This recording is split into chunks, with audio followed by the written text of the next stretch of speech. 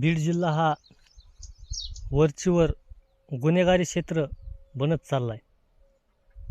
आत्ताच पाठीमागं पेंडगावला जात असताना 6 जणांचा मृत्यू झाला. आता मला ह्याच्यावरती काही बोलायचं नव्हतं, पण तू मेलास. अरे पण त्या पोरीचा काहीच गुन्हा नव्हता.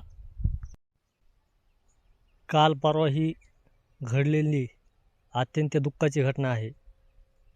बीडपासून भाडसांगी गावातील जयराम बोरवडे नावाच्या मुलाने दारूच्या नशामध्ये टू व्हीलर घेतली आणि त्या टू व्हीलरवरती त्याने चिमुकल्या मुलीला बसवलं आणि त्याच प्रकारे दारूच्या नशामध्ये त्याने रामगडाच्या पायथ्याशी लिंबाच्या झाडाला आपल्या स्वतःच्या छोट्या मुलीला फाशी दिली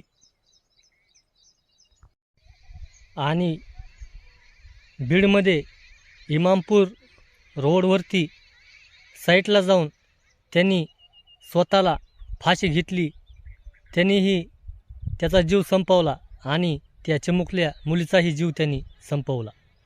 कारण ह्याच्या मागचं अजून काही समजलं नाही आहे. पोलीस ह्या गोष्टीचा तपास करत आहेत.